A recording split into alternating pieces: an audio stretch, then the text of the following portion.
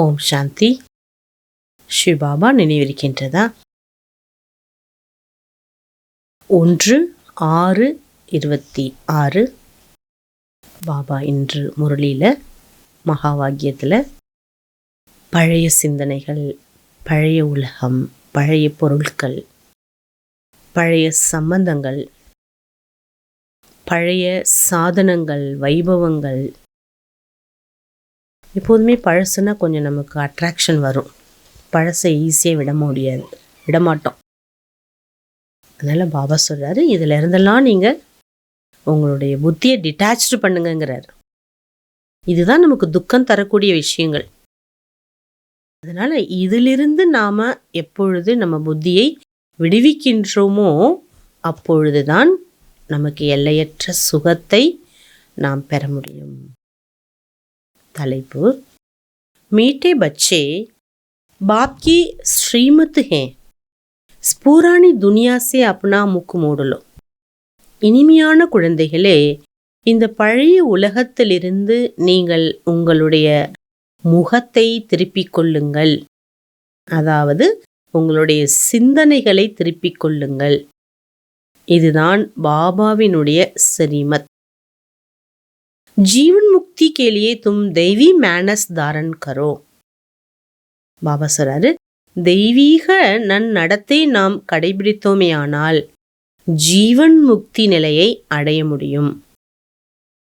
உலகத்துல எல்லாருமே முக்தியை தான் தேடுறாங்க. பாபா நமக்கு ஜீவன் முக்தியினுடைய பிராப்தி கொடுக்கிறார். அதை நம்ம அடைவதற்கு என்ன செய்யணுங்கிறாரு? தெய்வீக மேனஸை நமக்குள்ளார கொண்டு வர்றது அவசியம்.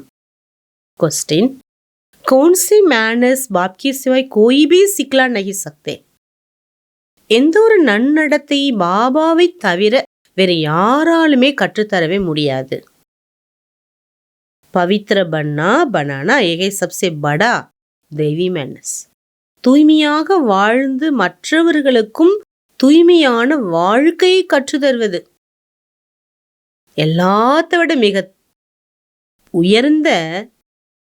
மிக மிக உயர்ந்த தெய்வீக நடத்தையாகும்.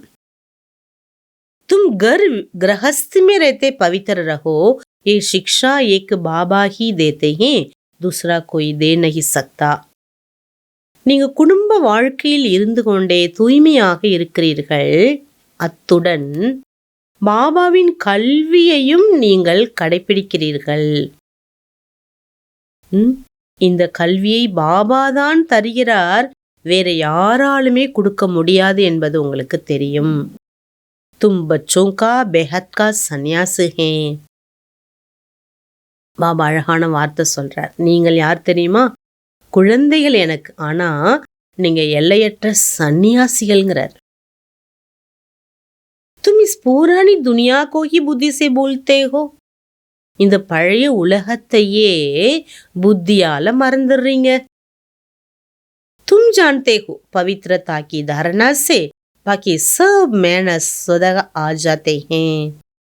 உங்களுக்கு தெரியும், தூய்மையினுடைய தரணா மூலமாகத்தான் எல்லா விதமான நன்னடத்தைகளும் தானாகவே வந்துவிடுகிறது. சுத்தத்தன்மை அதான் பாபா தூய்மைங்கிறார். பவித்ர தன்மை, பவித்ர நிலை. கீத்: ஆஜ் அந்தேரே மே ஹே ஹம் இன்சான். இன்று கார் இருளில் மனிதர்களாகிய நாம் வாழ்ந்து கொண்டிருக்கின்றோம் என்று பாட்டோட லைன் வருது. ஓம் சாந்தி. बच्चों ने गीत का लाइन सुनी, एक तरफ सारी दुनिया भक्ति मार्ग वाले, दूसरी तरफ तुम बच्चे ஞான் மார்க்க वाले. பாபாவுக்கு 2 விதமான குழந்தைகள் இருக்காங்க. ஒருவர் பக்தியில் பகவானை தேடிக்கொண்டிருக்கும் குழந்தைகள், இன்னொரு குழந்தைகள் யார் தெரியுமா? பகவானுடன் வாழ்ந்து கொண்டிருக்கும் குழந்தைகள். वो भक्ति की सीढ़ी चढ़ते रहते, तुम बच्चे फिर ज्ञान की सीढ़ी चढ़ते हो. அவங்க பக்தியில ஹையஸ்டா போயிட்டு இருக்காங்க, ஒவ்வொரு படியா ஏறிட்டு. நீங்க ஞானத்துல ஒவ்வொரு படியா ஏறி பகவானுக்கு சமமாகறதுக்காக நீங்க முயற்சிக்கிறீங்க. भक्ति की सीढ़ी उतरते हो, तुम जानते हो आधा कल्प से भक्ति की सीढ़ी चढ़ती होती हैं. பாபா சொல்றார், எவ்வளவுதான் நம்ம பூஜை செய்தாலும் விரதங்கள் இருந்தாலும் உங்களுக்கு தெரியும், அரை கல்பா நம்ம பக்தி செஞ்சுதான் ஆகணும். அப்பதான் அதற்குரிய பக்திக்கான பலன் தான் எது நமக்கு பாபா கொடுக்கக்கூடிய இந்த ஞானம். இப்ப பக்திக்கான பலனை கொடுப்பதற்காக தான் பகவான் கூட இந்த சிருஷ்டியில வந்திருக்காரு. अब रोशनी में ले जाने वाला एक बाबा ही है, ஞான் அஞ்சன் சத்குரு தியா कोई सुरमा नहीं है. பாவசரர், இப்ப நீங்க வெளிச்சத்துக்கு உங்களை அழைத்து வரக்கூடியவர் ஒருத்தர் தான். ஞானம் என்ற மையை சத்குரு போட்டார். வேற மையெல்லாம் கிடையாது. ஞானம், தெளிவான புரிதல், யதார்த்தமான புரிதல், இதான் ஞானம். இதை பாபா எப்போ கொடுத்தாரோ அதன் மூலமாக நமக்களுடைய பாதை வெளிச்சத்துக்கு வந்துடுச்சு.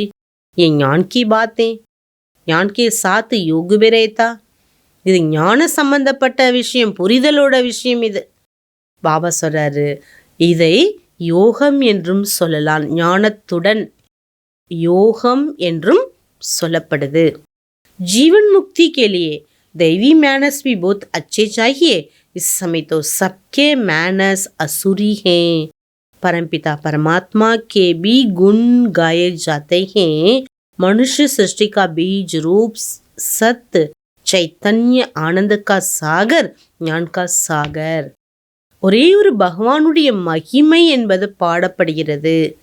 பகவான் இந்த மனித சிருஷ்டி மரத்தினுடைய விதையானவர், சத்தியமானவர், சைத்தன்யமானவர், ஆனந்தத்தின் கடலானவர், ஞானம் நிறைந்தவர்.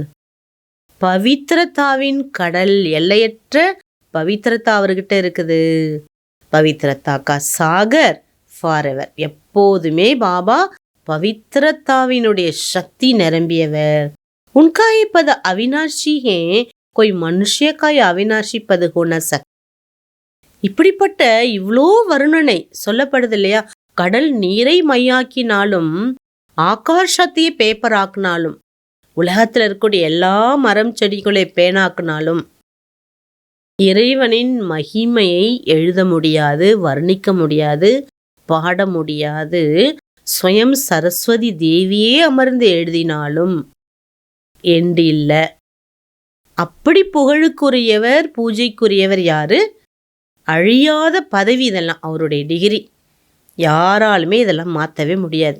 இது அவருக்குரியது. मैं इस ब्रह्मा तन से शिक्षा दे रहा हूँ. பாபா சொல்றாங்க, நான் இந்த பிரம்மா உடல்ல வந்து தான் உங்களுக்கு கல்வி அளிக்கிறேன். ஆத்மா से बात करते हे बच्चे, लौकिक बाप की स्मृति विस्मृति करो.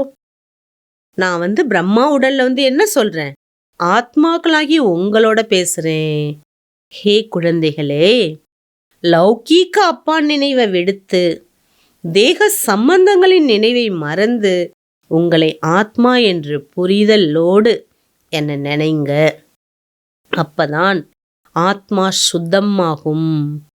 फिर तुम्हारा शरीर भी भविष्य में नया मिलेगा. ஆத்மா எப்பொழுது சுத்தமாகுதோ அப்பொழுது உங்களுடைய சரீரமும் புது சரீரம் எதிர்காலத்தில் கிடைக்கும். फिर தத்துவாதி சதோ பிரதான் ஹோ ஜாத்தே. தத்துவங்கள் அனைத்தும் தூய்மை அடைந்துவிடும். எப்போ நம்ம ஆத்மாவை சுத்தப்படுத்துகிறோமோ அப்பொழுது. அச்சா, தாரணைக்கான முக்கிய சாரம். ஃபர்ஸ்ட் பாயிண்ட், எய்ம் ஆப்ஜெக்டை சதா முன்வைத்து தெய்வீக குணங்களை கடைபிடிக்க வேண்டும். सदो प्रधान दुनिया में चलने लिए पवित्रता का मैनस अपनाने. பாபா சொல்றார், தூய்மையான உலகம் செல்வதற்காக தூய்மையினுடைய மேனஸை தனதாக்க வேண்டும். புத்தி சே பேஹத் கா சந்நியாஸ் கரோ. புத்தியால எல்லையற்ற சந்நியாசம் பண்ணணும். Next point, most beloved Baba அன்பிலும் அன்பானவர் மற்றும் தன்னுடைய சுகதாமம், இது ரெண்டையும் நினைவு கூற வேண்டும். இந்த துக்க தாமத்தை புத்தியால் மறந்து, பாபா சொல்றார், இந்த துக்க தாமத்தை புத்திகா யோக நிகால் தேனா, புத்தியின் தொடர்பை துண்டிச்சிடுங்கிறார். துக்க தாமத்தில் உங்க புத்தி மாட்டிருக்கு இல்லையா, இந்த தொடர்பை துண்டிச்சிடுங்க. வரதானம். सर्व गुण देखने संतुष्ट करने की उत्कंठा द्वारा सदा एक रस उत्साह में रहने वाले गुण मूर्त भव. பாபா சொல்றாரு, அனைத்து குணங்களை பார்த்தாலும், அனைவரின் குணங்களை பார்த்தாலும் திருப்திப்படுத்த வேண்டும் என்ற பேரார்வத்தின் மூலமாக, ஆர்வம் வேற, பேரார்வத்தின் மூலம் எப்பொழுதும் ஏக்ரஸ் ஒரே நிலையினுடைய உற்சாகத்தில் இருக்கக்கூடிய குணமூர்த்தி ஆகுங்கள். எப்பொழுது ஏக்ரஸ் उमंग उत्साह में रहने लिए जो भी संबंध में आते हैं उन्हें संतुष्ट करने की उत्कंठा हो. பாபா சொல்றாரு, எப்போதுமே ஏக்ரஸ் ஒரே நினைவினுடைய ஊக்கம் உற்சாகத்தில் இருக்கிறதுக்கு பாபா சொல்றாரு, என்னெல்லாம் சம்பந்தங்கள், உங்களுடைய சம்பந்தங்கள்ல யாரெல்லாம் வராங்க, எல்லாரையும் திருப்திப்படுத்தணுங்கிற பேரார்வம் இருக்க வேண்டும். जिसकी भी देखो उससे हर समय गुण उठाते रहो. உங்க கண் முன்னாடி யாரெல்லாம் பார்க்கிறீர்களோ அவர்களின் குணத்தை கண்டறிந்து கொண்டே இருங்கள். सर्व के गुणों का बल मिलने से उत्साह सदाकाल के लिए रहेगा. எல்லாருடைய குணங்களின் பலம் உங்களுக்குள் கிடைக்கும் பொழுது உற்சாகம் என்பது உங்களுக்குள் சதா காலமும் இருந்து கொண்டே இருக்கும். उत्साह कम तब होता है जब औरों के भिन्न भिन्न स्वरूप, भिन्न भिन्न बातें देखते सुनते हो. எப்பொழுது மற்றவர்களுடைய பலவிதமான ரூபத்தை, குறை குற்றங்களை, பலவிதமான விஷயங்களை பார்க்கிறீர்களோ அப்பொழுது உங்களுடைய உற்சாகம் என்பது குறைந்து விடுகிறது. लेकिन गुण देखने की उत्कंठा हो तो एक रस उत्साह रहेगा.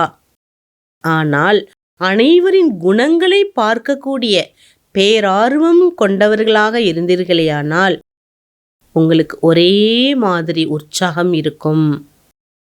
सर्व के गुण देखने से स्वयं भी गुण मूर्त बन जाएंगे. எல்லாருடைய குணங்களை பார்ப்பதால் பாபா சொல்றாரு, நீங்கள் ஸ்வயம் குணமூர்த்தியாக திகழ்வீர்கள். ஸ்லோகன். बेहद के वैराग्य वृद्धि का फाउंडेशन मजबूत हो तो सेकंड में अशरीरी बनना सहज है. எல்லையற்ற வைராகிய விருத்தியினுடைய அஸ்திவாரத்தை உறுதியாக வைத்து கொண்டீர்களேயானால் செகண்டில் அஷரீரியாக உங்களால் ஆகுவது எளிதாகி விடுகிறது. அடுத்து நமக்கு பாபா போன மாதம் ஃபுல்லாக அச்சல் அடோல் ஏக்கர ஸ்திதியில் இருப்பதற்கான அவ்வியக்த இஷாரா சொன்னாங்க. இந்த மாதம் 1ஆம் தேதி அவ்வியக்த இஷாரானுடைய தலைப்பு, இந்த மாதம் ஃபுல்லாக सदा हर्षित रहने लिए अपनी नेचर को सरल बनाओ, सहनशील बनो. சதா மகிழ்ச்சியுடன் இருப்பதற்காக உங்களுடைய நேச்சரை சரளமாக ஆக்குங்கள், சகிப்புத்தன்மையுடன் இருங்கள். अपने इस नेचर को सदैव हर्षित बनाना ये संगम की सबसे बड़ी गिफ्ट. பாபா சொல்றாங்க, உங்களுடைய முகத்துல எப்பொழுதுமே சிரித்த முகம், ஸ்மைல் ஃபேஸ், ஸ்மைலி ஃபேஸை நீங்கள் கொண்டு வரணும்னா சங்கம யுகத்தினுடைய மிகப்பெரிய பரிசு இது. உங்களுடைய முகத்தை மகிழ்ச்சியாக கொண்டு வருவதற்கு சங்கம யுகத்தில் மிகப்பெரிய ஒரு கிஃப்ட் கிடைச்சிருக்கு. चेहरे पर कभी भी कोई परेशानी की रेखा ना हो. உங்க முகத்துல குழப்பத்தின் ஒரு வடிவம் தெரியக்கூடாது, குழப்பமான முகத்தோற்றம் தெரியக்கூடாது. जिसे संपूर्ण चंद्रमा कितना सुंदर लगता वैसे अपना चेहरा सदैव हर्षित रहे. எப்படி சம்பூர்ண நிலவு நிலா எவ்வளோ அழகு கொடுக்குதோ, பிரகாசம் கொடுக்குதோ, அந்த மாதிரி உங்க முகம் இருக்க வேண்டும். चेहरा ऐसा चमकता हुआ हो जो और भी आपके चेहरे में अपना रूप देख सके. பாருங்க எவ்வளோ அழகான பாயிண்ட் சொல்றார் பாபா. உங்களுடைய முகத்தை அப்படி நீங்க ஒரு ஜொலிப்புடைய முகமாக ஆக்கிக் கொள்கிறீர்களே ஆனால், பாபா சொல்றார், உங்களுடைய முகத்தை பார்ப்பவர்கள் அவர்களுக்கும் அந்த சொரூபம் என்பது வெளிப்படும். इसके लिए अपनी नेचर को सरल बनाओ, सहनशील बनो. அதுக்காக உங்களுடைய நேச்சரை சரளமாக, ஈஸி நேச்சராக எல்லாரோட மிங்கிள் ஆகணும். அப்படி நீங்கள் நேச்சரை கொண்டு வாங்க. சகிப்புத்தன்மையுடன் இருங்கள். ஆகவே எப்பொழுதுமே நம்ம பாபா சொல்கிறாங்க, முகம் தெளிவாக இருக்கணும், சுத்தமாக இருக்கணும், நல்ல சிந்தனைகள் நமக்குள்ளார இருந்தாதான் முகத்தில் அந்த பிரகாசம் என்பது ஏற்படும். ஓம் சாந்தி. ஒரு நிமிடம். அஷரீரி பாபா, குணக்கடல் பாபா இன்று முரளியில் சொன்ன மாதிரி அவருடைய குணஸ்வரூபத்தில் நாம் மூழ்குவோம். ஓம் சாந்தி.